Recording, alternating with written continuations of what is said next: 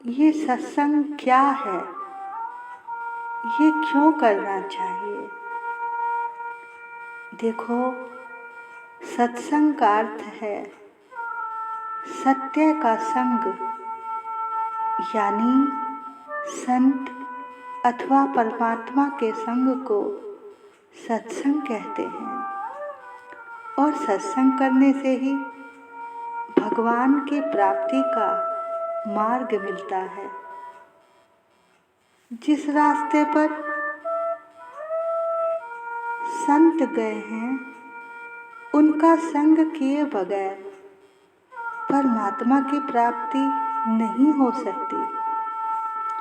जो भगवान के प्रेमी हैं, वही तो उन तक पहुँचने का रास्ता बताएंगे।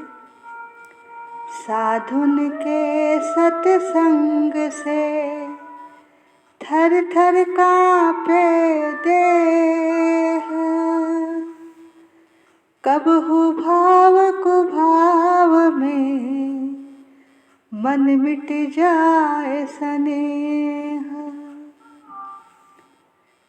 साधु संतों के सत्संग से पाप रूपी शरीर थर थर कांपता है और सत्संग से धीरे धीरे ये सब समाप्त हो जाता है और मन में प्रभु के लिए प्रेम उत्पन्न हो जाता है।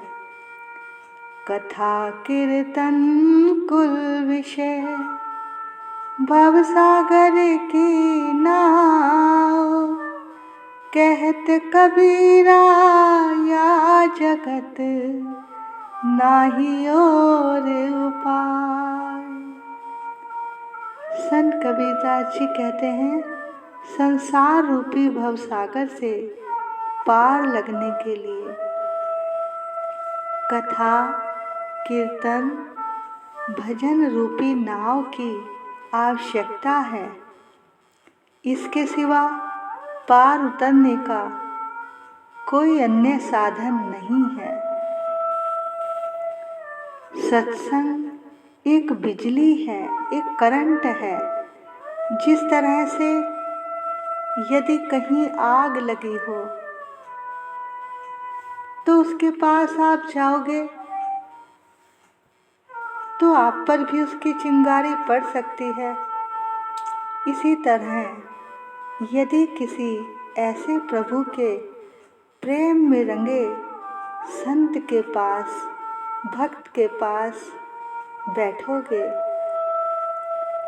तो उसके अंदर जो प्रभु के प्रेम की आग लगी हुई है, उसकी यदि एक चिंगारी भी तुम पर पड़ गई तो आपके भीतर भी वही प्रेम जाग जाएगा। बस केवल एक चिंगारी की आवश्यकता है। मगर संतों का संग, वो भी प्रभु प्रेमियों का संग, भगवान की कृपा से ही मिलता है। इसलिए भगवान से हर वक्त प्रार्थना करनी चाहिए कि प्रभु हमें अपने संतों भक्तों का ही संग देना, ताकि हम पर भी प्रेम का रंग चढ़ा रहे। देखो, जैसा इंसान होगा वैसी ही तो बात करेगा। एक व्यापारी कहेगा तेरा व्यापार कितना है, और एक गृहस्थी कहेगा तेरा घर बार कितना है, और एक व्यवहारी कहेगा तेरा व्यवहार कैसा है। मगर एक प्रेमी संत यही कहेगा तेरा प्रभु से प्यार कितना है, कितना याद करते हो भगवान को। जिस तरह से कई दिनों से रखी पुरानी घास सूख जाती है, लेकिन अगर एक तीली आग की पड़ गई तो सारी घास जलकर राख हो जाती है। इसी तरह से हमारे भीतर जो पाप हैं उसमें अगर सत्संग रूपी एक चिंगारी भी पड़ गई तो वो भी जलकर राख हो जाएंगे।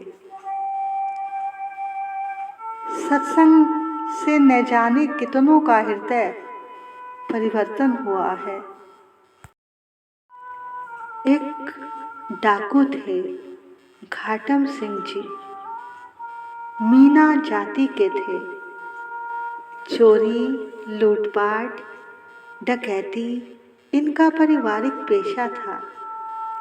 एक बार इनके पिता ने इन्हें समझाया, बेटा चोरी करना हमारा खानदानी काम है। चोरी करके ही हम अपना पेट पालते हैं। अगर हम मर गए तो बाद में तुम्हें ही ये काम संभालना है। लेकिन बेटा इसके कुछ नियम हैं, वो समझ लो। बताइए पिताजी, क्या नियम हैं? बेटा चोरी करने जाओ तो किसी साधु या तिलकधारी के चक्कर में मत पड़ना। नंबर 2, कभी मंदिर में चोरी मत करना। बेटा अगर कहीं सत्संग या कथा चल रही हो तो वहाँ जरा भी मत रुकना, नहीं तो तेरा सारा काम चौपट हो जाएगा। पिताजी अगर कथा से निकलना पड़े तो? बेटा कान बंद कर लेना, लेकिन कुछ मत सुनना। ये 3 बातें पिताजी ने घाटम सिंह को समझाई। अब कुछ दिनों बाद पिताजी तो चल बसे। अब घाटम जी के कंधों पर सारा बोझ आ गया। अब चोरी करे और पिताजी के बताए हुए रास्ते पर चले। एक बार ये जंगल में किसी को लूटने के लिए उसके पीछे जा रहे थे कि रास्ते में उन्हें एक महात्मा के दर्शन हुए।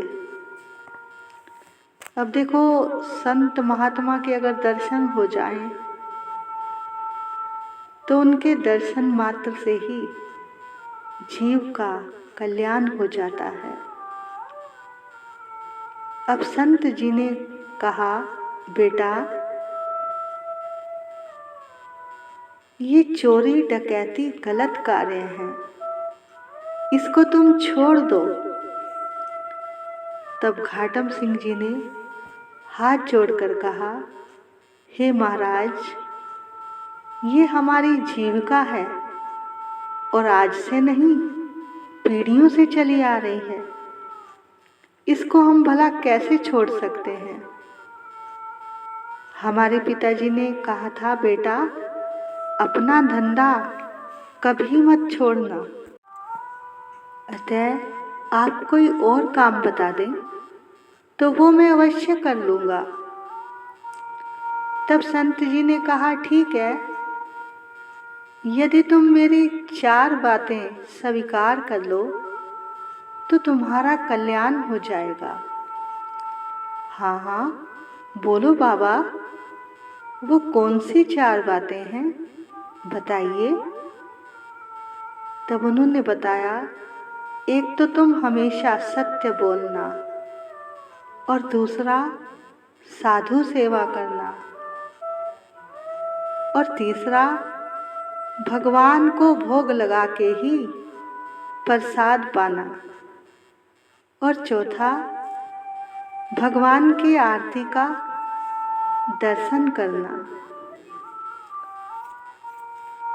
अब श्री घाटम जी ने संत की 4 बातें स्वीकार कर ली। अब तो ये चोरी करके जो भी धन लाते संत सेवा में लगा देते। फिर बाकी जो धन बचता उससे परिवार का पालन करते। एक दिन इनके घर संतों की टोली आ गई। इन्होंने सबको प्रणाम किया और उन्हें बैठने के लिए आसन दिया। फिर ये अंदर घर में जब सामान लेने गए खाने का, तो देखा कि उस दिन घर में कुछ नहीं था। अब घाटम सिंह जी उस दिन गांव के सब घरों से सामान मांगने गए, पर किसी ने कुछ भी नहीं दिया। तब इन्होंने चोरी करने का निश्चय किया। गांव के बाहर किसानों के गोदाम में गए और वहां से अनाज का ढेर उठा लाए। घर आकर उसका भोजन बनवाया और संतों की सेवा की। परंतु इनके मन में एक भय बना रहा कि जिसके यहाँ मैं चोरी करने गया था, वहाँ मेरे पैरों के निशान बने हुए हैं। ऐसा ना हो उन पैरों के निशान को देखकर मुझे कोई भी पकड़ सकता है।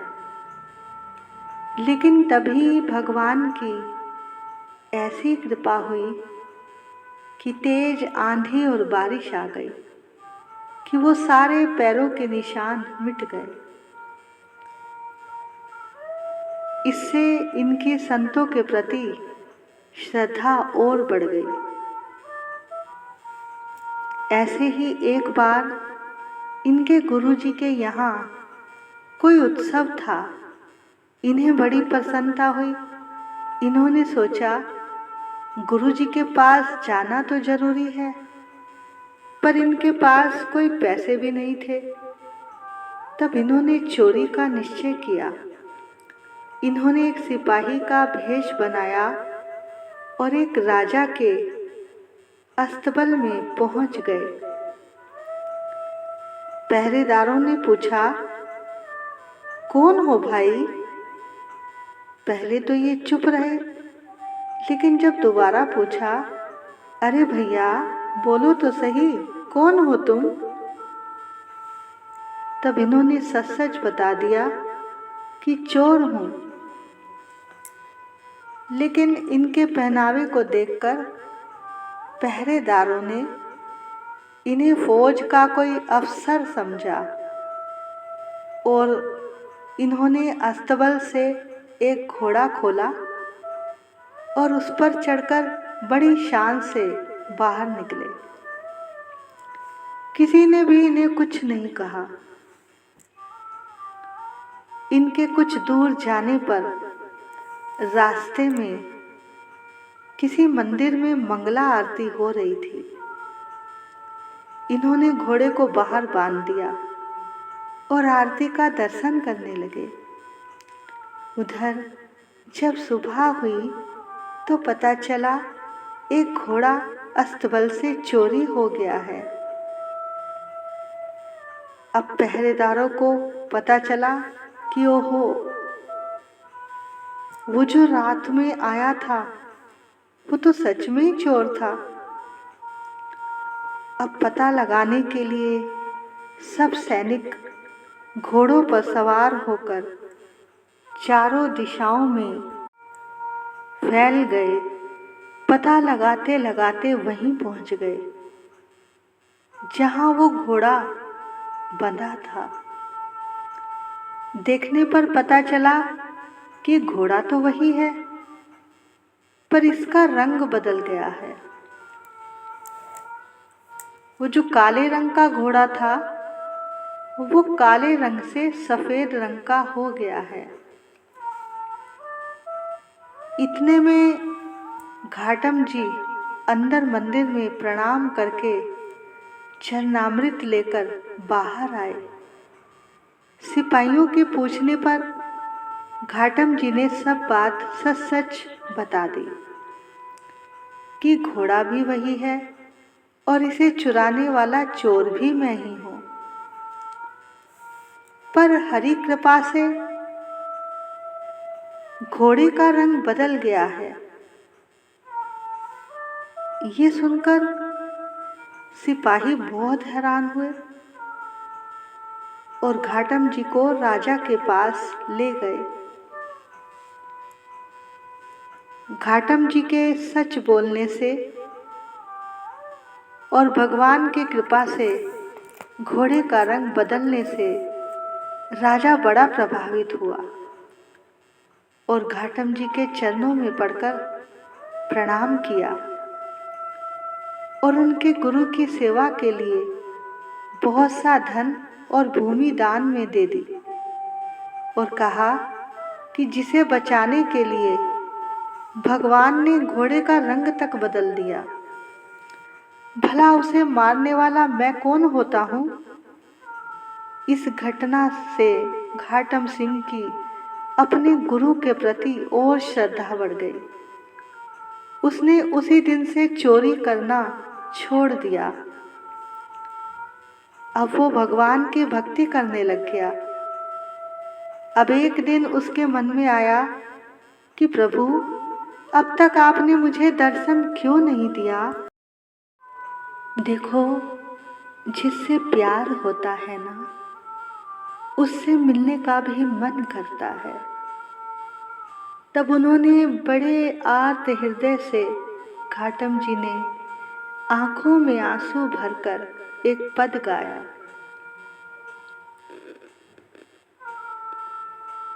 पहले तो मैं यूं ही खाता, पहले तो मैं यूं ही खाता, अब तो नहाकर खावा छो। गल में माला माथे तिलक, थारे निमित्त लगाया छो। माने तो इत्ता कर दीना, थाने कीना काई। घाटम दास जाति को मीना, तारोगे की नाई। उसके इस तरह प्रेम पूर्वक पुकारने से भगवान प्रकट हो गए। बोलो भक्त वत्सल भगवान की जय। देखो, घाटम सिंह का नाम भी भक्तों में आता है। वो डाकू से भक्त बन गए एक सत्संग सुनने से। देखो, माथे पर तिलक की बहुत महिमा है। तिलक मंगल का स्वरूप है। कोई उत्सव हो या जन्मदिन हो तो तिलक लगाना चाहिए, लेकिन आजकल माथे से तिलक हट गया है। पहले सब तिलक लगाते थे तो कभी अमंगल नहीं होता था। सूना मस्तक अमंगल की निशानी होता है। अगर अपना मंगल चाहते हो तो भैया माथे से तिलक कभी नहीं हटाना चाहिए। इस तिलक के लिए बड़े बड़े बलिदान हुए हैं। एक बार अकबर के दरबार में सभी तिलक लगाकर आते थे। एक दिन अकबर ने कहा कि यहाँ कोई तिलक लगाकर नहीं आएगा। जो तिलक लगाकर आएगा उसके माथे को गरम लोहे से जला दिया जाएगा। अब सब हिंदू राजा डर गए, तिलक नहीं लगाया। लेकिन राजा मधुकर शाह बड़े निष्ठा वाले थे। वो तिलक लगाकर आए और जिस दिन राजा ने मना किया उस दिन और गाढ़ा तिलक लगाया। अकबर ने कहा, मधुकर शाह, तुम्हारी इतनी हिम्मत, तुमने राजा की आज्ञा का उल्लंघन किया, तुम दंड के अधिकारी हो। तभी मधुकर शाह ने तलवार निकाली और कहा, आओ, जो इस तिलक को हटाएगा वो जान से जाएगा। और मधुकर शाह ने कहा, राजन, तुम्हारी बादशाहत से ज्यादा मैं परमात्मा की बंदगी करता हूँ। ये तिलक भगवान के चरणार विंद है, इसे मैं अपने से अलग नहीं कर सकता। उसी समय जितने क्षत्रिय राजा थे सब मधुकर शाह के पक्ष में हो गए। सबने अपनी अपनी तलवारें निकाल ली। तभी अकबर ने तुरंत अपना दाव बदल लिया और कहा, अरे अरे, मैं तो तुम सबकी तिलक के प्रति निष्ठा देख रहा था। तो भैया ऐसे ऐसे महापुरुष हुए और हम सब अपने आप को बड़ा भक्त मानते हैं, और भगवान के चरणार विंद तो माथे पर है नहीं। और यही तो भक्तों की भक्ति की निशानी होती है। आज सभी सूने माथे दुकान पर जाते हैं, तभी तो मंगल नहीं होता। पहले लोग दुकान पर भी तिलक लगाकर जाते थे, जिससे देखने वाले का भी, ग्राहक का भी प्रभाव अलग ही पड़ता था। तब घाटम जी ने कहा, प्रभु मैंने तुम्हारे लिए तिलक लगाया, कंठी पहनी, मुझे कब तारोगे? तारा है सारा जमाना, शाम हमको भी तारो। तारा है सारा जमाना, शाम हमको भी तारो। हमको भी तारो शाम, हमको भी तारो। तारा है सारा जमाना, शाम हमको भी तारो। हमने सुना है तुमने भिलनी को तारा, भिलनी को तारा, भिलनी को तारा। बेरों का करके बहाना, शाम हमको भी तारो। तारा है सारा जमाना, शाम हमको भी तारो।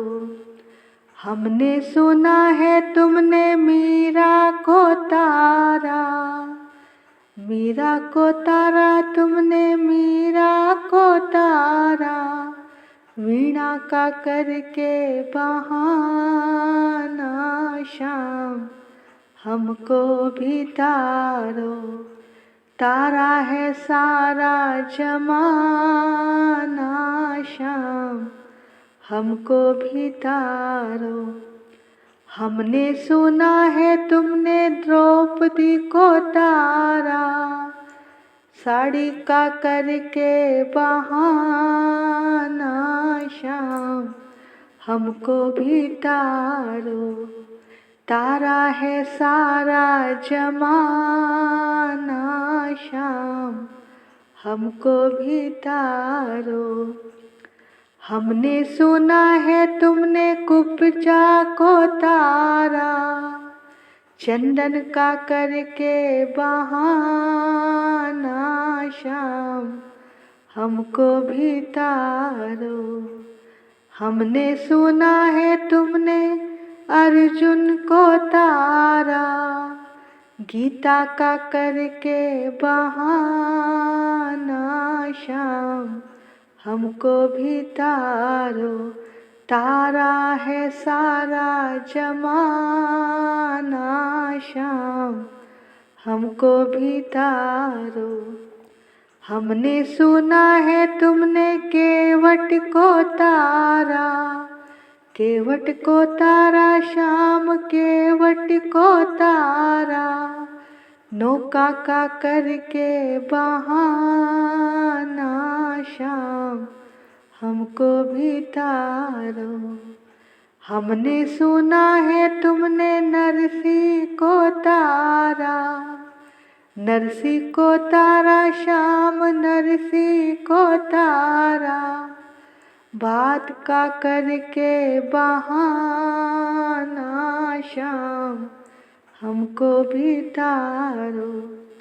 हमने सुना है तुमने प्रहलाद को तारा, खम्बे का करके बहाना श्याम हमको भी तारो। हमने सुना है तुमने गणिका को तारा, गणिका को तारा श्याम गणिका को तारा। तोते का करके बहाना श्याम हमको भी तारो। तारा है सारा जमाना श्याम हमको भी तारो। जब घाटम सिंह ने ऐसी पुकार की तो भगवान का हृदय भी पिघल गया और उसे दर्शन दिए। तो भैया ये है सत्संग का प्रभाव। एक चोर भी तर गया और आज प्रभु के भक्तों में उसका भी नाम अमर हो गया, उसका भी नाम आता है। बोलिए भक्तवत्सल भगवान की जय। वृंदावन बिहारी लाल की जय। जय जय श्री राधे, जय जय श्री राधे, जय जय श्री राधे। निताई गौर हरि बोल। वृंदावन धाम की जय। सभी को वृंदावन से राधे राधे, राधे राधे।